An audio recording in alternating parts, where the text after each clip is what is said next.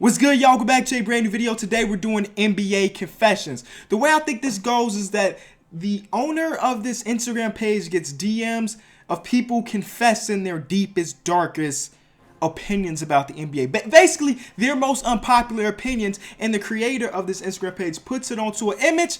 And what we're gonna do, we're gonna see if we agree or disagree with these very unpopular opinions. So because of that, well, we get controversial, but y'all know we don't shy away from controversy here on this channel. Before we get into it, let me do my shout out to the day. It's been a while since I've done that, but we back into it. Thank you for supporting the channel. But let's get over to the confessions. Lonzo Ball and Isaiah Thomas could be a top 5 backcourt in the NBA. No. There's only like 26 games left for the season, and I'm gonna let y'all in on a little secret. The Lakers ain't re-signing Isaiah Thomas. There's like a 96% chance they not re-signing that man. That's why they traded Jordan Clarkson and Larry Nance, because they needed an expiring contract. And guess who's expiring? Isaiah Thomas. They're going to have money to sign 2 max players this offseason. And the max people out there, Paul George, LeBron James, DeMarcus Cousins, those are going to be some of the guys they're going after with this money. They're not going to pay Isaiah Thomas. They're not. This year he has been terrible, and hopefully, like y'all know, if y'all remember last year, I was a big fan of Isaiah because he's like me. He's my height, going out there and balling. But I'm a realist. I'm gonna tell y'all 100%. He has been trash this year. He has been trash. So they're not gonna bring him with that max money. No, they're gonna let him walk and let some other team maybe try to offer him. So in order for this to be true, you talk about these last 26 games or so. I'm gonna tell you, that's not gonna happen. They're not gonna be top 5 backcourt. Listen to these backcourts, and I'm not ranking them. These are just some great backcourts. You got the Raptors backcourt. You got the Rockets. You got the Warriors. You got the Wizards. You got the Trailblazers. You got the Celtics. Those are 6 backcourts that are phenomenal. You trying to tell me Lonzo Ball and Isaiah Thomas in 26 games are going to try to be better than those 6 backcourts? No, it ain't happening. Very excited though. Lonzo's coming back maybe today as y'all watching this video, so that's going to be cool. He's been out for a while, so we'll see how they mesh together, but they're not going to be a top 5 backcourt, dog. Let's move on to the next one. Harden, Westbrook, and Durant would already have 2 or more rings if they would have stayed together. I don't know. Like these are always hard for me. The reason I'm saying I don't know is because James Harden probably would not have blossomed into the superstar we see today if he would have stayed in OKC. Because, well, when he was traded to Houston, basically they were like, here go the keys, James. Do what you got to do. We believe in you as a franchise player. Now in OKC, they didn't believe in him as a franchise player. That's why he was traded. Sam Presti was like, you know what? He's on the last year of his rookie deal. We don't want to be the team to pay him because he's going to want some big money. So let's trade him away. So they didn't believe in him as a superstar. Now in OKC, he may not have never blossomed. You think about it. He was playing with 2 stars already. You know, he was the 3rd option, and he was coming off the bench. He was one hell of a 6th man. So I don't know if they would have won 2 rings. It's one of the biggest what-if stories in recent history if we talking NBA. Could they have won 1? Definitely. I think they could have got 1, y'all. Because if you think about it, even without James Harden, the other year, 2 years ago, 3 years ago now, is it 2 or 3 years ago? They were 1 game away of being in a championship game, you know? And then they lost to the Warriors. But they were a super young team. When they were in a championship game, they were a super young team. James Harden really struggled in that series. Go rewatch those games and look at the box scores or whatever. James Harden really struggled in those games. If he would have came to play, they would have legitimately had a chance to win that finals. And then you think about it, that was such a young team. This picture says it all. Russell Westbrook is rocking a haircut number 1. You know, he's damn near bald in that picture. That's how young he was. He was getting a baldy cut. So I don't know if they would have won championships. I wish they would have stayed together so we can see. Let's just move on. Fultz is the 3rd biggest bust in NBA history. Yes! Are y'all really serious, y'all? Like, come on now. Are y'all really thinking this man is a bust? He played, what, 6 games? Yes, he was bad in those 6 games, but it's been 6 games. Ben Simmons missed his 1st year. He came his 2nd year, baller, close to being an all-star. Joel Embiid missed 2 years, came to the league and set it on fire. There's no way you can legitimately think this guy is a bust because he has not played this year, y'all. And I understand you can look at the videos of his jumper or whatever. I am almost positive he's going to get it together. Will he be a great player in the NBA? Maybe not. But will he be a bust? No, I don't think so, man. Y'all can't consider somebody a bust until I think it takes years upon years. You can't tell me in his first year, when you literally saw him play like 5 games, that he's a bust. He's injured. He's injured. It takes years upon years to figure out if somebody's going to be their best player.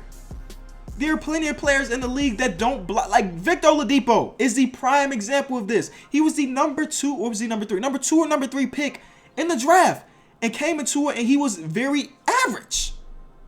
And then he got into the right situation, year 6, year 7, and boom, he's an all-star. Y'all gotta chill with the bust talk, please. Please, please chill with the bust talk. Ray Allen is and always will be the best 3-point shooter of all time. Steph Curry is the best 3-point shooter of all time. I'm not even arguing that. That is facts. It's facts. How can you... Only reason you can say Ray Allen is because he has more 3-pointers. But Steph Curry is on pace to not only beat Ray Allen's record, but destroy Ray Allen's record. So yeah, Steph Curry, he's a dude. But I want to talk about the thing that says is and always will be.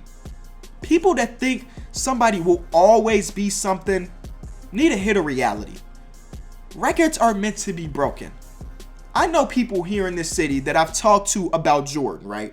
I like to go to barbershops, and y'all, if y'all go to the barbershops, the black barbershops, you know we talk basketball in them. And so I just like to play devil's advocate, which means that I don't necessarily agree with the things I say, but I like to argue, right? So I go to the barbershop and I argue people about LeBron versus MJ. Y'all know on this channel that I'm an MJ fan, and I think that MJ is the greatest of all time right now.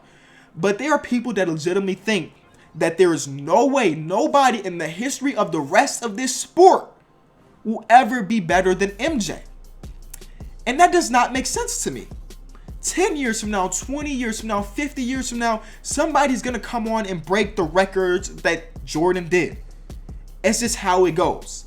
Before Jordan, there was somebody that was considered the greatest. After Jordan, there will be somebody that we consider the greatest. That's just how it goes, man. Nobody is and always will be the greatest at anything. You know? That's me going on a rant. But okay, next. Kyrie was the chosen one to bring Cleveland their championship, not LeBron. No, this is not true. Listen, I don't understand this type of thing. LeBron could not win a championship without Kyrie. He tried it the year before, you know? And without LeBron there, Kyrie wouldn't have won a championship. Can we just say these two guys were great together? And we probably will never see them play again together, unless it's the All-Star game, just like a couple days ago. But no, like, LeBron chosen one, sure. Kyrie chosen one, sure. But nobody was the chosen one over the other because they couldn't do it without each other. They needed each other to bring down what that Warriors team was, all right? Let's just respect both of their games. There is no championship without Kyrie Irving's shot, and there is no championship without the things LeBron did before that. So both coexisted and were great together. Draymond doesn't deserve to be an all-star this year. He only averaged 11 points, 8 rebounds, and 7.5 assists. Okay, when you're talking about basketball, stats are important, but stats are not the only thing that should come to your mind when talking about this player over that player. I had this argument on my podcast, Through the Wire. If you don't know, I host a podcast named Through the Wire 2 times a week, Wednesdays and Sundays. We talk basketball for an hour straight. That sounds like something interesting. Link is in the description. And it is the best show in the world. And trust me, I'm not biased.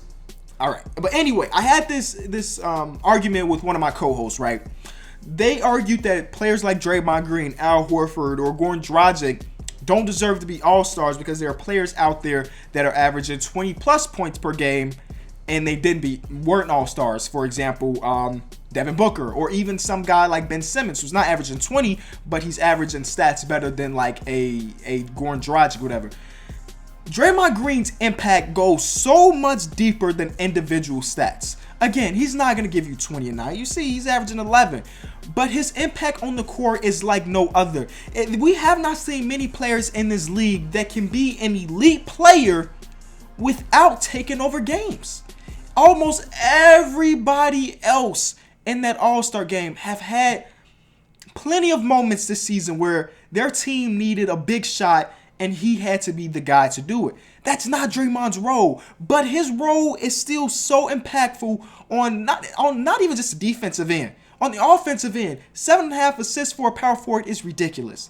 And it's hard to even explain, but basically what I'm saying is Draymond 100% deserved to be an all-star.